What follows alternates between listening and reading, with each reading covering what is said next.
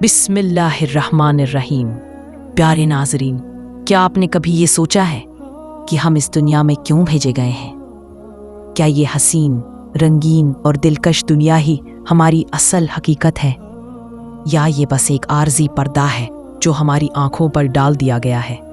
कुरान पाक सूरह मोमिनून में अल्लाह ताला फरमाता है कि क्या तुम ये समझते हो कि हमने तुम्हें बेमकसद पैदा किया है और तुम हमारी तरफ वापस नहीं लौटाए जाओगे? दोस्तों, हकीकत यही है कि ये दुनिया एक इम्तिहान है, एक ऐसा पर्दा जिसके पीछे वो दुनिया छुपी है जो निहायत अजीम और हमेशा रहने वाली है।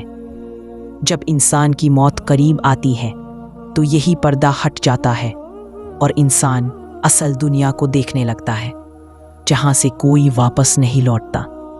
कुरान और हदीस में जिक्र है कि मौत से 40 दिन पहले इंसान के बारे में आसमानों पर फैसला हो जाता है। अल्लाह ताला के अर्श के नीचे एक अजीम दरख्त है जिसे शजरतुल मुंतहा या सिदरतुल मुंतहा कहा जाता है।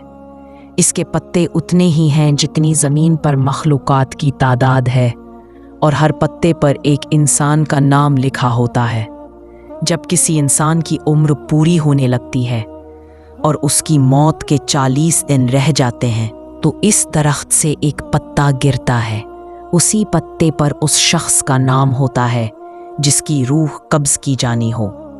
पत्ता गिरते ही आसमानों के सारे फरिश्ते उसे मर्दा कहने लगते हैं, हालांकि वो दुनिया में अभी जिंदा होता है और अपने दिन उसी तरह गुजार रहा होता है।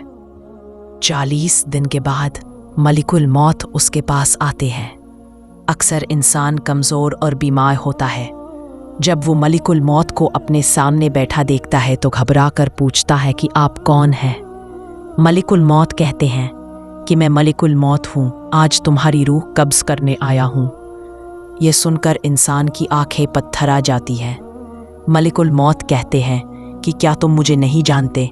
मैंने तुम्हारे माँ बाप, तुम्हारी औलाद और तुमसे पहले हज़ारों लोगों की रूह कब्ज़ की है।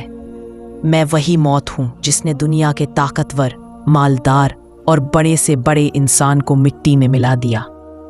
इसके बाद अल्लाह के हुक्म से दुनिया खुद उसके पास आती है और कहती है कि ऐ इंसान, तुमने अपने रब की कितनी नाफरमानियाँ की। लोगों ने तुम्हें बार बार समझाया लेकिन तुमने किसी की बात ना मानी।